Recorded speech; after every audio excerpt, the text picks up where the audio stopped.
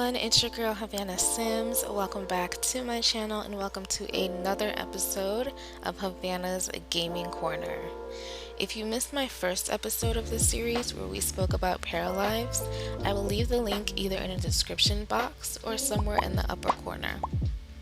This time around, we will be talking about Grand Theft Auto 5 and online. So, Grand Theft Auto 5 was released on September 17th, 2013 for PlayStation 3 and Xbox 360. Yes, 7 years ago. 7 years ago. Then again on November 18th, 2014 for PlayStation 4 and Xbox One.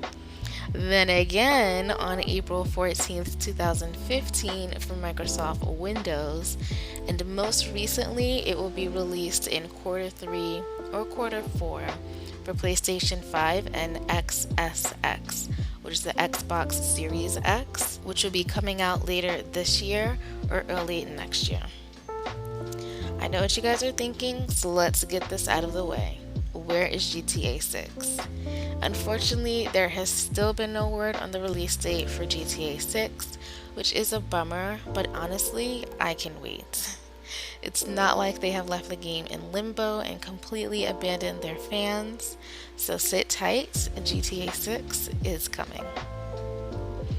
Now that we have that out of the way, let's talk about how GTA 5 has even lasted this long and has crossed so many platforms. Let me give you some stats, then drop some facts. On the first day of release, GTA 5 had an earning of $800 million and ended up earning $1 billion in the first 3 days. Yes, insane. To date, the game has generated $6 billion in revenue and has sold 130 million copies, which is amazing for a game title. That's just amazing. So why and how has GTA 5 lasted this long? Simple, because of GTA 5 Online. The whole game is based on an open world premise that has carried over into GTA Online, or free roam as some call it. We can do anything and everything from planning heists, owning a yacht, imports and exports, stunt driving, running a motorcycle club, and so much more. But let's not forget the countless mini activities that we can do by just owning businesses and houses around the map. And then the mini activities of going clothes shopping, getting a haircut, playing tennis, going to the movies, etc. I have a video of non-violent activities that you can do around Los Santos if you just wanted to chill out, and I will link that video either in the corner or in the description box as well.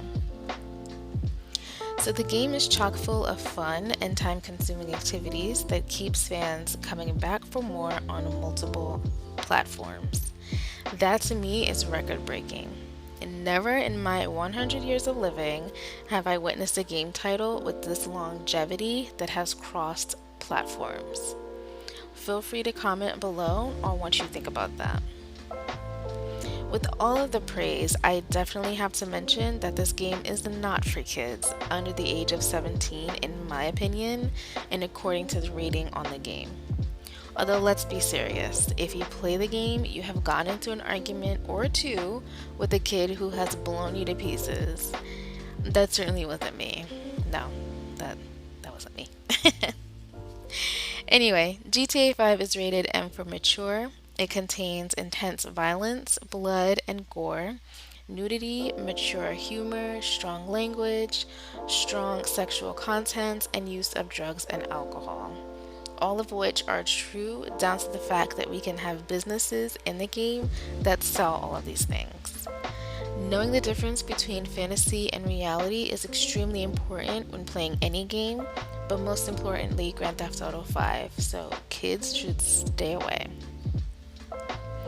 And while a lot of games are cute and adorable, GTA is going to give it to you straight, no chaser, and that is why this game is easy to get lost in for hours and hours.